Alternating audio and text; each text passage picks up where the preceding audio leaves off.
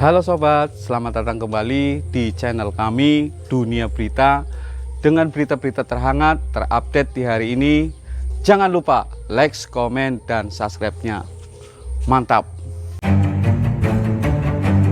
Setelah kasus sabu korupsi, kini kasus porno menjerat kader Demokrat, AHY makin puyeng. Kader Demokrat bisa dibilang kader partai yang paling bebal dibandingkan kader partai yang lain. Kenapa demikian?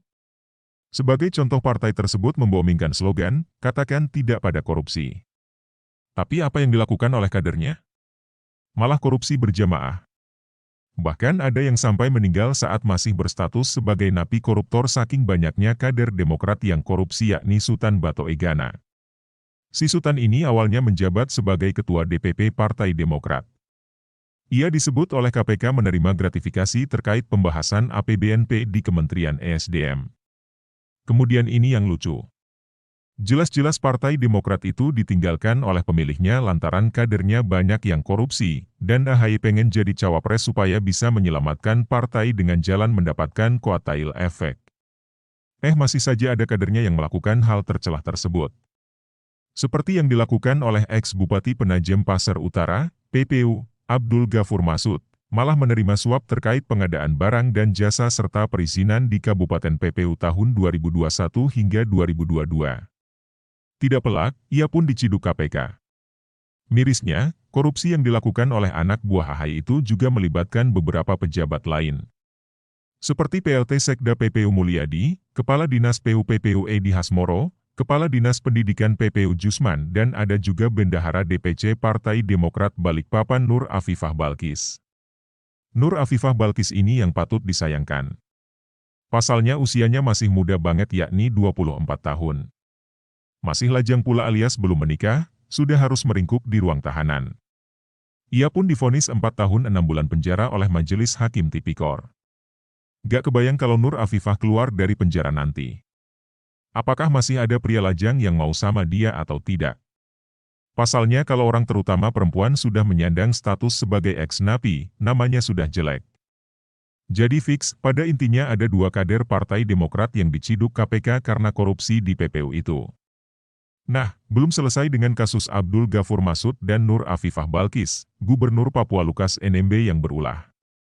Ia juga korupsi namun tidak mau bertanggung jawab.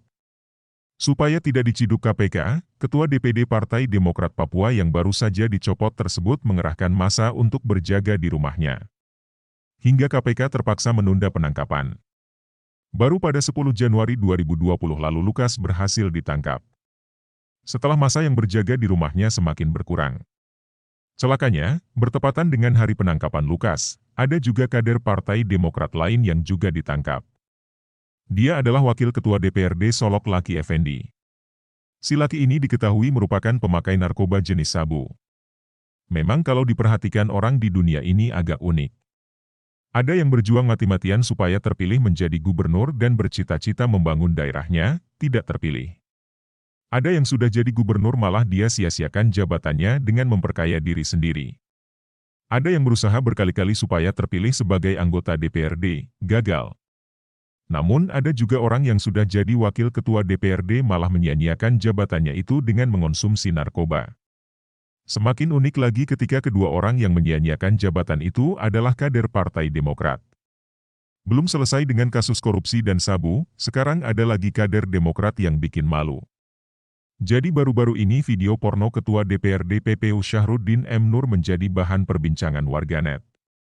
Pasalnya kader Partai Demokrat itu tidak terima videonya tersebar luas di dunia maya, hingga Syahruddin melaporkan pelaku yang juga mantan teman kencannya ke polisi. Kasus ini memang sudah cukup lama dan terkesan ditutup-tutupi. Meskipun pada akhirnya menjadi viral juga.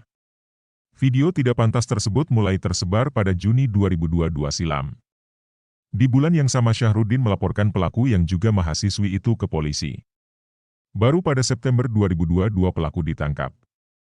Agak lucu memang, pelaporkan adalah pemeran utama dalam video itu tapi malah tidak diproses hukum. Kalau merujuk ke kasus Ariel si Syahruddin ini sebenarnya layak ditetapkan sebagai tersangka. Karena meskipun tidak ada yang melaporkannya, vokalis Noah itu masih dijadikan sebagai tersangka juga kok. Hingga pada Jumat 20 Januari kemarin, anak buah Ahy itu dilaporkan ke polisi terkait kasus pornografi. Ada-ada saja kelakuan kader Partai Demokrat yang muaranya berdampak pada Ahy juga. Bikin kepala putra SB itu semakin puyeng. Karena kader Demokrat tidak berkasus saja, sulit bagi PKS dan Nasdem menerima dia sebagai cawapres Anies. Harap maklum politisi digoreng dadakan 35 ribuan. Apalagi sekarang ada kader Demokrat yang terlibat kasus pornografi. Pupus sudah harapan untuk menjadi RI 2. Sumber, seword.com. Terima kasih telah mengunjungi channel kami, semoga bermanfaat, salam sejahtera selalu, jangan lupa like, komen dan subscribe-nya, sampai jumpa lagi di berita-berita kami.